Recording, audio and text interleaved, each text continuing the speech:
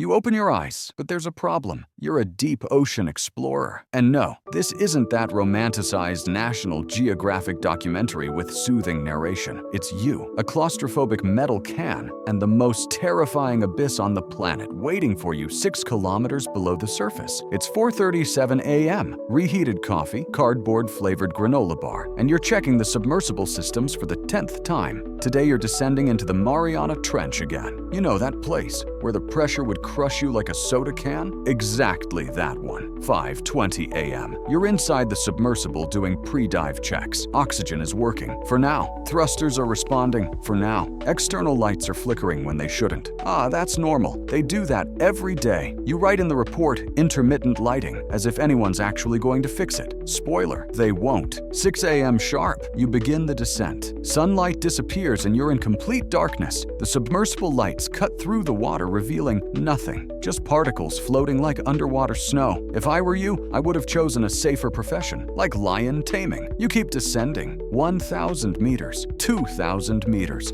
The structure makes those disturbing creaking sounds. Just the pressure compressing the titanium, totally normal. You repeat this like a mantra while your fingers grip the controls. At 3,200 meters, you spot the first creature of the day, a viperfish with teeth that look like they were designed by a lunatic. It has dead eyes, a disproportionate mouth, and a bioluminescent glow that pulses like a diseased heart. You note in the log, Chaliotis sloani, adult specimen, as if giving it a scientific name makes that abomination any less terrifying. 4,800 meters. The sonar emits an irregular beep. You tap the screen. The beep stays irregular. Of course it does. It's the 3rd time this week the sonar has decided to have an existential crisis. You switch to manual navigation and pray you don't crash into an invisible underwater mountain. At 8:15 a.m., you finally touch bottom, 6,400 meters below the surface. Sediment rises in clouds as the submersible skids settle. Down here, the pressure is 1,100 atmospheres. Let me put that in perspective. If you open the hatch right now, you'd be compressed into a shoebox. But you're not going to do that, right? Right. You turn on the front spotlights, and what's revealed is an alien landscape. Gray mud plains stretch as far as the light reaches. Sea cucumbers crawl across the bottom like giant slugs from your worst nightmare. A yeti crab appears, yes, that's its actual name, covered in white hairs that wave in the water like it just left the salon. Nature has a questionable sense of humor. You move the submersible slowly forward. The tracks emit a low hum that vibrates through the hull. That's when the first real failure of the day happens. The right mechanical arm locks up. You try manual command. Nothing. You try the override. Nothing. You sigh and write. Right arm, inoperative. At least you still have the left one, probably. At 9:40 a.m., you find a whale carcass. Zombie worms cover the bones, goblin sharks tear off rotting flesh, cat-sized crabs fight over territory. The smell doesn't reach you, but your imagination fills in the blanks. You position the submersible to collect samples with the left arm, the only one working. That's when the stabilization system decides to take a break. The submersible tilts 15 degrees. Your stomach goes with it. You correct manually, muttering profanities. 10:55 a.m. You're documenting a colony of giant tube worms when the external lights flicker 3 times and shut off completely. Your heart will almost jumps out of your mouth. You're in total darkness, 6,400 meters below the surface, surrounded by enough pressure to turn you into paste. 15 seconds of pure panic until the emergency lights come on with that weak, yellowish tone that doesn't illuminate anything properly. You restart the main system. The lights come back. You breathe deeply. I closed the mental bet I made with myself about how long you'd take to freak out. You did well. For now, at 11:30 a.m., during sediment collection, you notice something on the sonar. A large contact, very large, moving slowly about 200 meters away. You turn the submersible in that direction, increase the spotlight power, and nothing. The contact disappears from the sonar. You stay there, waiting, with the spotlights cutting through the watery darkness. 30 seconds, 1 minute, nothing. You're about to give up when you see it. A shadow, not a creature. A shadow. Something so big you can only see parts. What looks like a fin the size of the submersible passing by the edge of the light beam. Then what could be tentacles, but different from any squid you've ever seen, segmented, with bony protrusions, moving with disturbing synchronicity. And then, for one terrifying second, an eye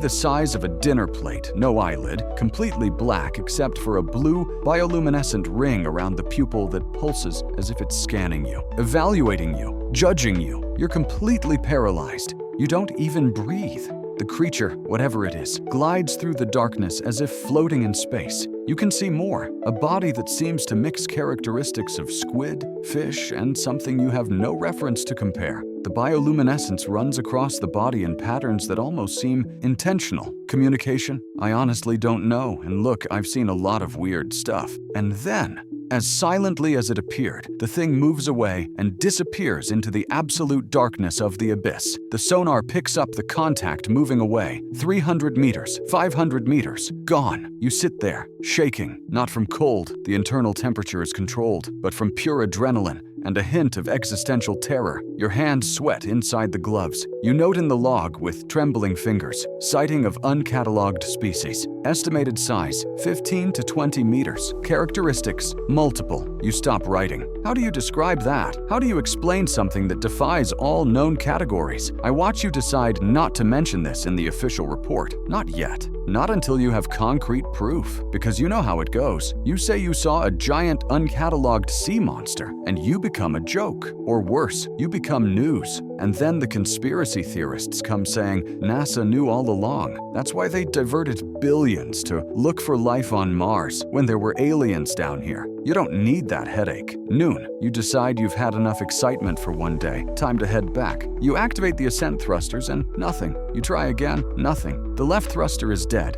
You switch to the redundant system. It responds, but with only 60% power. It's going to be a slow climb. As you rise inch by inch, I reflect on your choices. There are people in offices complaining about air conditioning, and you voluntarily lock yourself in a metal sphere to descend to the most inhospitable place on Earth. Just to collect data. 1:45 p.m. You're at 4,000 meters. Light begins to appear up there. You've never felt so happy to see sunlight. 4:40 p.m. You break the surface. The hatch opens. Fresh ocean air, salt, seaweed, diesel oil, the most wonderful perfume in the world right now. 6 p.m. Debriefing meeting. You report the failures. Lights, mechanical arm, thruster, stabilization, the observed fauna, viperfish, yeti crab, giant worms. You do not mention the creature, not yet. 7:30 p.m. Dinner in the mess hall. Fish. Ironic. You push the food around your plate. No appetite. Processing what you saw. 9 p.m. Bunk, laptop open, reviewing the footage. The quality isn't good, never is, but you see it. The movement, the shadow, the eye, frame by frame, grainy screenshots, not enough proof. You wonder if you should have tried to get closer, but then you remember that eye watching you and realize you weren't at the top of the food chain down there. 10:45 p.m. You close the laptop and lie down. The ship's rocking should be relaxing,